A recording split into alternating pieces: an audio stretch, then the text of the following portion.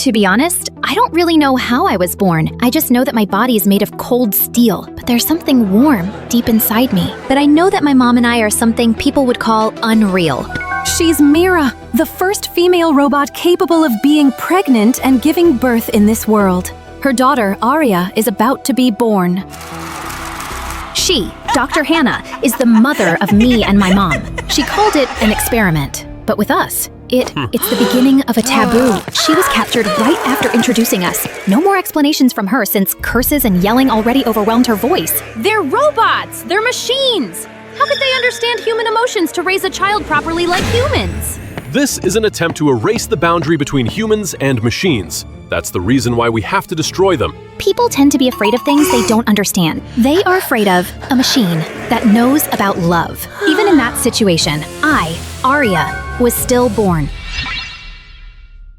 Eat slowly, chew it carefully so you won't be choked. She's been repeating those words every time we eat together for the past 16 years.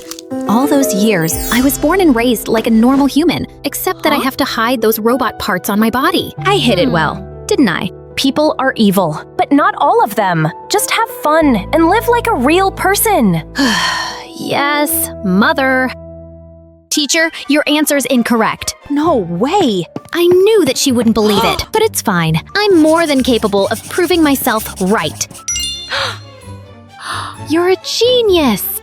Look at her. She's like a walking computer. She always looks so cocky, so annoying. But it seems like no one likes the right answer. How weird are humans? Anyway, I like being alone, and I have no intention of making unnecessary contact with humans. But it seems like humans prefer to act otherwise. Chinu's so handsome. Spending time and money on some celebrity you've never met is meaningless. Let's see. Wasting energy, time, and money. Definitely a negative polynomial. If humans were math, I'd be stumped trying to solve this one. What's with all that yapping? I even thought she was an AI with no emotions. Maybe her mother is a robot. Robot? Mother? What's the difference between a normal and a robot mother? A robot mother doesn't get hungry, doesn't forget things. Absolutely better. But in terms of feelings, do you love me? Love is a complicated feeling generated by the biological nervous system. As a robot, I don't have that system. Therefore, I can't provide the function of love. Called it. A robot mother can only teach me what feelings mean. Is that good or bad? If a hug is determined by data, then what feeling does a hug give? I want to be hugged too. Downloading data for hug. This is hug? Quite different from my imagination. Transferring data of hug. Transferred successfully. So that was hug. People say that love is shown by giving presents. Giving presents? Could I ever have something like that? A present? For me? A present for you since you made progress. This is a present? This is the newest firmware update, designed to improve your calculation, endurance, and focus. Okay, thanks. So humans are charged by acts of caring, while me, sometimes I run out of energy and need to recharge. When that happens, my mother helps me recharge in her own way. I mean, charging battery. Nickel cores are everywhere. Just being near them already drains your battery, but you're fine now. Charging complete. Performance enhanced. But emotion, can it be updated? Right now, while my mind's too busy wondering if I'm missing something, the real trouble is already ahead, before I can even notice. She, Dr. Hannah, has returned. Unknown guest. Processing scanning identity. Hello, my masterpiece! Stay away! Stay away from me! Who's that? Oh my god! A cyborg! You gave birth to her in secret? Security alert! Security alert! Security alert! I can't explain it, but right now, without thinking, I just want to take her. It's a cyborg with feelings! Perfect! Stay back! Don't get close to her! Arya! She's pushing me? That was the first time I felt scared, without even understanding what it really is. Spectacular! The feelings created by chaos, just as I expected. Such a crazy woman. But I didn't have time to tell her that. I just needed to check if anything had happened to Mira. Arya! No! Stay away from it! But I already touched it. It's hot. Hurt. New data. It has never been recorded. Wait, what's happening with her? I don't know. It feels like I'm melting. But it seems like Mira knows what's happening. Let me go. A nickel net could paralyze robots. But for a cyborg, nickel will corrode the nervous system core. What should we do now? Use my core to replace hers. Let me go now. I don't think it's good for you. As long as she can live. Don't be scared, Aria. So this is her heart. She gave me her heart. Please, work. The energy is back, not just in my wires, but in my chest too. She did it! What happened? Mira didn't answer me, but her arms grabbed on me. This is a hug? Hug me too, Mira. Huh? What did you do to her? Your mother. She sacrificed her neurocore for you. If a robot loses its neurocore, it's nothing but scrap. I can't do anything more. You can't, but I can. There's no formula for love, but maybe I can make one. An equation with just two terms. Mom and me. And I couldn't believe that me and that maniac scientist actually managed to work together. Though we could hardly call it perfect cooperation, the result was totally worth waiting for. Yes! When humans correct their behavior, they call it regret. When robots correct their actions, they call it update. I don't know what to call what I just did. Maybe both. Rebooting hug mode. How strange. It's so warm. I used to say I felt like I was missing something. Now I know what it is. Not data, not energy, but feelings. Something I thought robots could never have. Humans have their own ways to feel, while robots don't. Me, I'm standing right on the line between those two worlds. And right there on that line, I found what I'd been missing, thanks to my wonderful robot mother. I'm Amy, a typical Gen Z. Like everyone else in this society, I can barely look away from my phone. The blue light flashes on our faces every day like an invisible chain, strangling our lives day by day, tighter and tighter. Have you ever wondered, is there someone hiding behind that screen watching your life like it's a show? Right through the phone in your hands?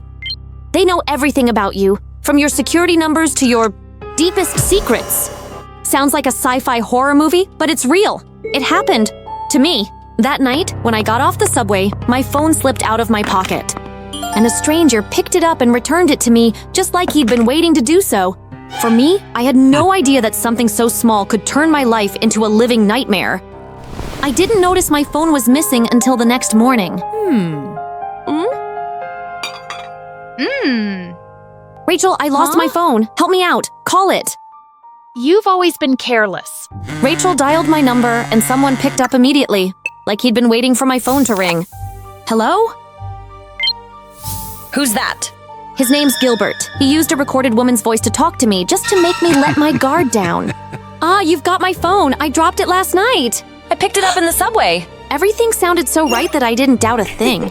But I accidentally broke the screen, so I had it fixed. I already paid, you just need to come and get it. Okay.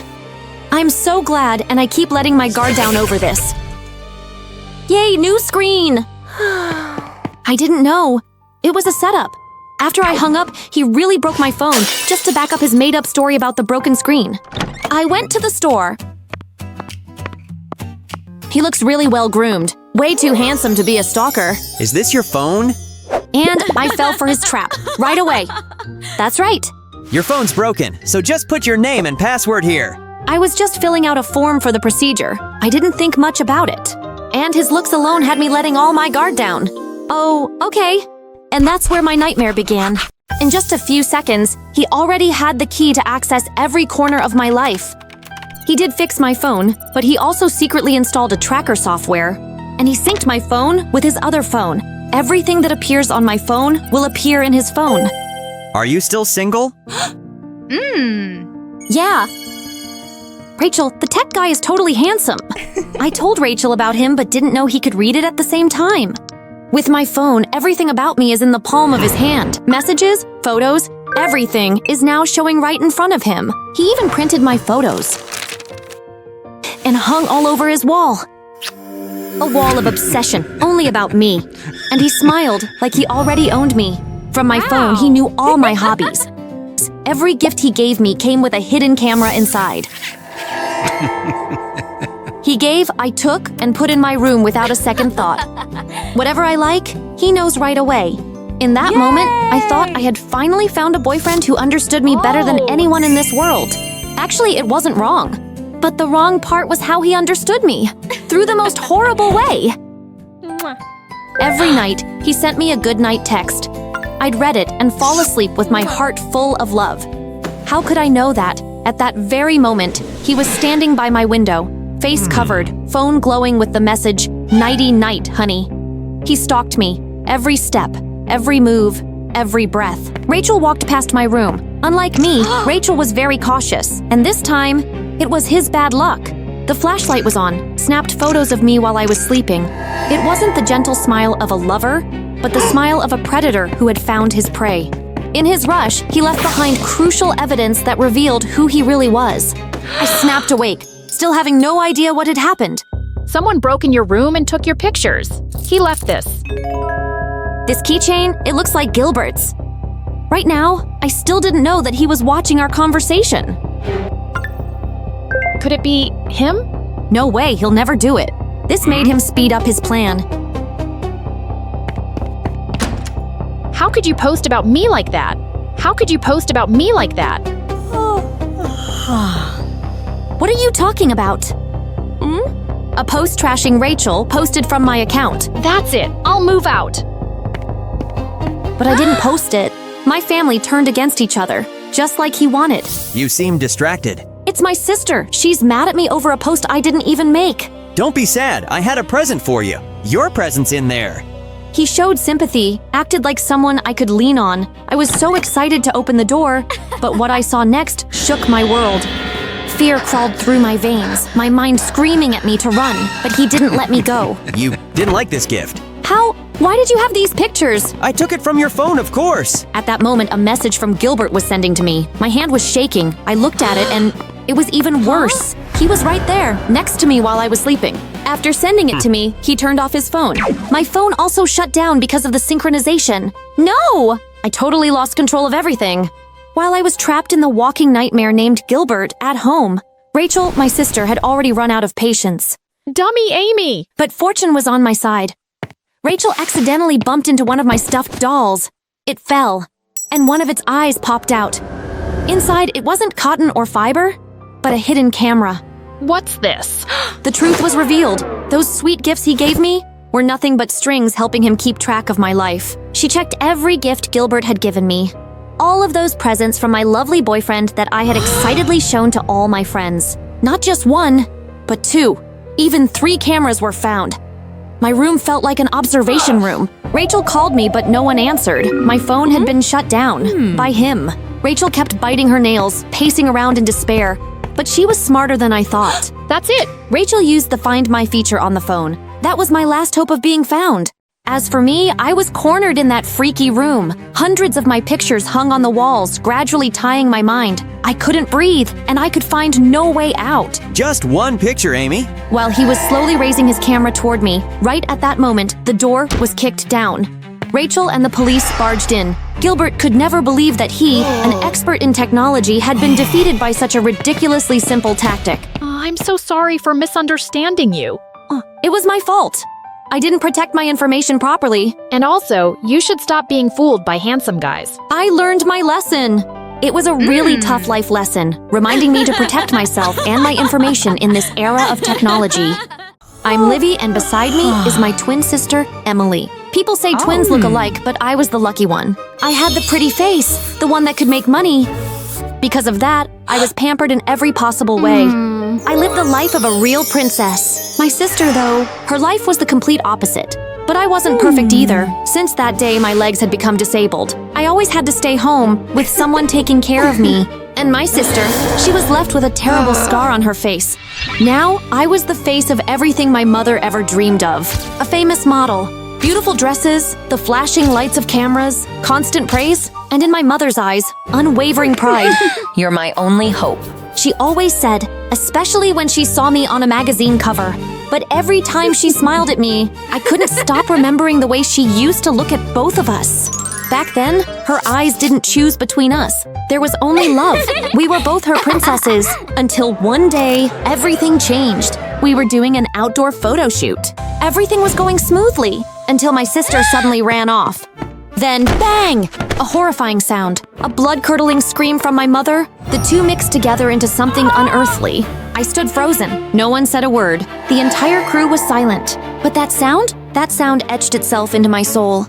The doctor said something to my mom. I didn't hear what. All I could hear was her crying.